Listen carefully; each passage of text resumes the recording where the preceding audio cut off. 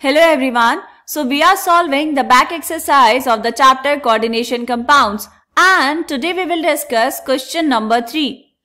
So the question is, explain with two examples each of the following: coordination entity, ligand, coordination number, coordination polyhedra, homoleptic and heteroleptic complexes. देखो, सबसे पहले हम क्या करेंगे बेटा, हम यहां पर लिखने वाले हैं एक कॉम्प्लेक्स. हमने लिखा K4 FeCN होल 6. हम कोई भी कॉम्प्लेक्स लिख सकते थे, ये एग्जाम्पल के लिए, क्योंकि अब मैं आपको यहाँ पर ये सारे टर्म्स एक्सप्लेन करने वाली हूँ. सबसे पहला क्या है बेटा, कोऑर्डिनेशन एंटिटी. तो ये जो है स्क्वायर ब्रैकेट के अंदर जितनी भी चीजें होंगी उसके अंदर क्या है बेटा, एक है आपके पास central metal that is Fe, और क्या है साथ में कुछ आपके पास ये आयंस है या फिर आप कहेंगे कुछ मॉलिक्यूल्स हैं जो डायरेक्टली बॉन्डेड है मेटल से. ठीक, तो ये जो पूरा का पूरा कोऑर्डिनेशन स्फीयर था, इसको हम क्या बोलते हैं, इसको बोलते हैं कोऑर्डिनेशन एंटिटी. ठीक है, तो इसको लिख लेंगे, दिस इज कोऑर्डिनेशन एंटिटी.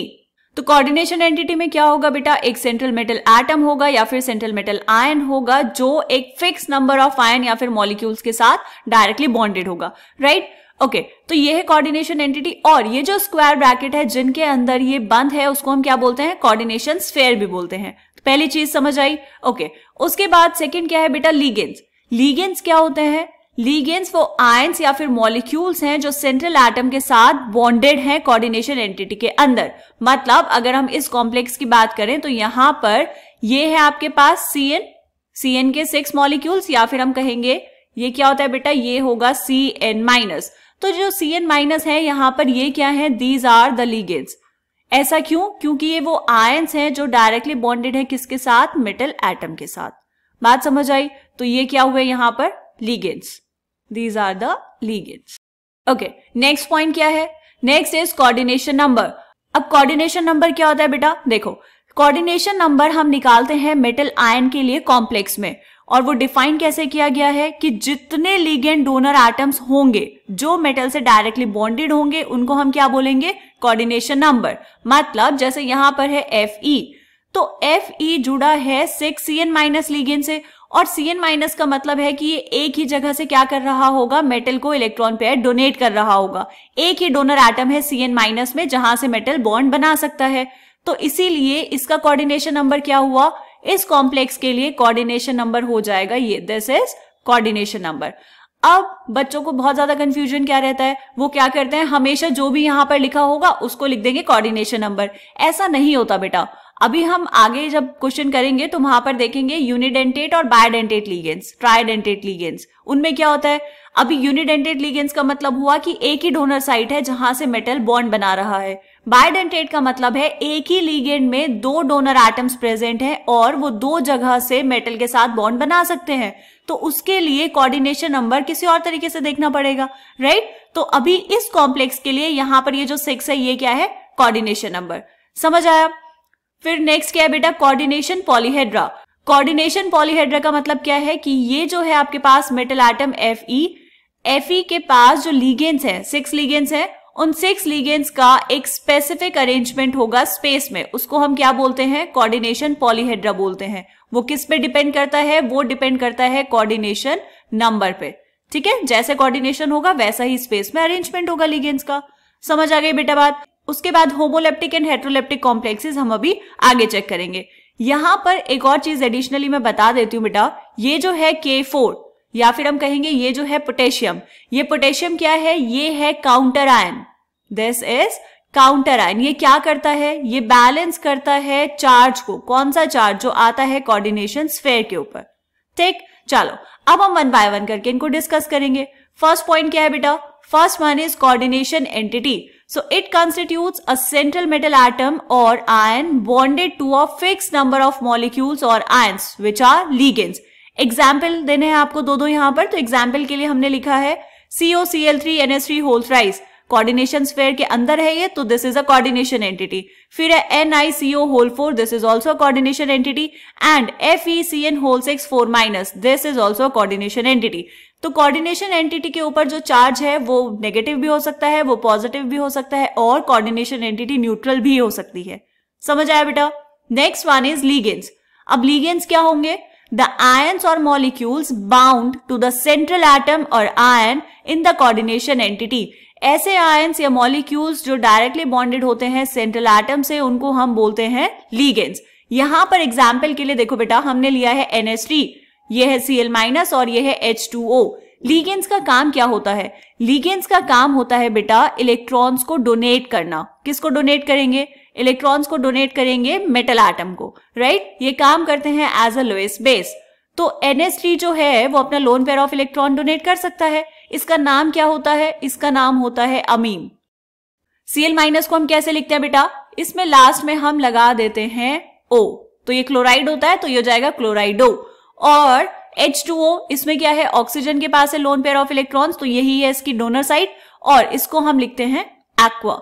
तो ये आपके पास तीन तरह के लिगेंड्स है। NH3 न्यूट्रल लिगेंड है, H2O एक न्यूट्रल लिगेंड है, Cl- एक नेगेटिव लिगेंड है। तो लिगेंड्स क्या हो सकते हैं? न्यूट्रल भी हो सकते हैं और नेगेटिव भी हो सकते हैं, ठीक है। उसके बाद नेक्स्ट क्या है बेटा? Next is coordination number. तो यहां पर देखो, the total number of ligand donor atoms to which the metal is directly bonded, उसको हम बोलते हैं कोऑर्डिनेशन नंबर। एग्जाम्पल, ये है PtCl6 इसमें कोऑर्डिनेशन नंबर कितना होगा बेटा? Cl- एक ही बॉन्ड बना पाएगा मेटल के साथ, राइट? तो इसका कोऑर्डिनेशन नंबर हो जाएगा 6, ओके। NiCO4 कार्बोनिल ग्रुप, इसमें भी एक ही डोनर साइट है, तो यहां पर भी कोऑर्डिनेशन नंबर हो जाएगा 4, ओके। फिर है COEN3 3 पॉजिटिव, इसका कोऑर्डिनेशन नंबर कितना हो जाएगा? 3। बिल्कुल गलत, इसका कोऑर्डिनेशन नंबर 3 नहीं होगा बेटा। आपको चेक करने हैं लिगेंड्स। यहां पर लिगेंड दिया है EN। EN कौन सा लिगेंड है? दिस इज इथेन 1,2 डायमीन, या फिर इसी को हम बोलते हैं बेटा इथाइलिन डायमीन। ये होता कैसे है बेटा? देखो, ये है CH2, this is also CH2, ये हुआ इथेन, और यहां पर फर्स्ट पोजीशन पर है अमीन मतलब NH2, और यहां पर भी है NH2, ठीक है। ये एक लिगेंड है, ये एक EN मॉलिक्यूल है। अब यहां पर अगर हम बात करें मेटल की, ये है आपके पास मेटल, तो यहां पर EN में एक नाइट्रोजन के पास लोन पेयर है, इस नाइट्रोजन के पास भी लोन पेयर है, तो ये यहां से भी बॉन्ड बनाएंगे मेटल के साथ और यहां से भी बॉन्ड बनाएंगे मेटल के साथ। तो एक लिगेंड ने मेटल के साथ डायरेक्टली 2 बॉन्ड बनाए हैं, और आपके पास यहां लिगेंड्स कितने हैं? 3। सो 3 लिगेंड्स कितने बॉन्ड बनाएंगे बेटा मेटल के साथ? 6। और कोऑर्डिनेशन नंबर क्या होता है? Total number of ligand donor atoms जो मेटल के साथ क्या है? डायरेक्टली बॉन्डेड है, तो इसका कोऑर्डिनेशन नंबर हो जाएगा 6। ये बात ध्यान रखेंगे बेटा, ठीक है। कोऑर्डिनेशन नंबर लिखने में बहुत बच्चे वाली गलती करते हैं, तो ऐसी गलतियां नहीं करेंगे, समझ आया? उसके बाद नेक्स्ट क्या है? Next is coordination polyhedra. So the spatial arrangement of the ligand atoms which are directly bonded to the central atom or ion. Space में लिगेंड एटम्स का अरेंजमेंट जो होता है उसको बोलते हैं कोऑर्डिनेशन पॉलीहेड्रा। एग्जाम्पल के लिए देखो, यहां पर ये आपके पास मेटल, साइड में है 6 लिगेंड्स, राइट? तो ये अरेंजमेंट कैसा है बेटा? This is octahedral. दूसरे वाला है टेट्राहेड्रल। अब मेटल के आसपास अगर 4 लिगेंड्स हैं तो टेट्राहेड्रल ज्योमेट्री भी हो सकती है, या टेट्राहेड्रल अरेंजमेंट हो सकता है, और स्क्वायर प्लेनर अरेंजमेंट भी हो सकता है। अगर 5 लिगेंड्स हैं तो ट्रायगोनल बायपिरामिडल भी हो सकता है और स्क्वायर पिरामिडल भी हो सकता है, ठीक है। तो ये क्या थे? Coordination polyhedra. उसके बाद है बेटा homoleptic and heteroleptic complexes. Homoleptic complex का मतलब क्या हुआ? The complex in which metal atom is bound to only one kind of donor groups, मतलब ऐसे कॉम्प्लेक्सेस जिनमें जो मेटल एटम है वो डायरेक्टली बॉन्डेड है सिर्फ एक ही तरह के लिगेंड्स के साथ, उनको हम क्या कहेंगे? Homoleptic complexes. जैसे ये है आपके पास कॉपर और ये जुड़ा है 4 साइनाइड लिगेंड्स के साथ, तो ये एक होमोलेप्टिक कॉम्प्लेक्स है। यहाँ है कोबाल्ट और ये जुड़ा है 6 NH3 मॉलिक्यूल्स के साथ, तो ये एक होमोलेप्टिक कॉम्प्लेक्स है। हेटेरोलेप्टिक क्या होता है बेटा? The complex in which metal atom is bound to more than one kind of donor groups. एक से ज्यादा डोनर ग्रुप्स के साथ, या फिर हम कहेंगे एक से ज्यादा लिगेंड्स के साथ जब मेटल एटम जुड़ा हो और ऐसा कॉम्प्लेक्स बना हो आपके पास, तो उसको हम कहते हैं हेटेरोलेप्टिक कॉम्प्लेक्स। एग्जाम्पल, यह है cobalt, NH3 and Cl2। 4 NH3 molecules हैं और 2 Cl- लिगेंड्स हैं, तो इसको हम क्या कहेंगे बेटा? Heteroleptic complex. नेक्स्ट क्या है? Pt NH3 Cl2, ये भी क्या है? एक हेटेरोलेप्टिक कॉम्प्लेक्स है, ठीक है। तो हमने सारी टर्म्स को 1 बाय 1 करके एक्सप्लेन कर दिया है और साथ में 2 एग्जाम्पल्स भी दे दिए हैं। एग्जाम्पल्स याद रखेंगे बेटा, और यहां पर इंपॉर्टेंट है कोऑर्डिनेशन नंबर एंड लिगेंड्स, उनको अच्छे से पढ़ लेंगे और खूब सारी प्रैक्टिस करते रहेंगे। मिलते हैं नेक्स्ट क्वेश्चन में, तब तक के लिए बाय बाय।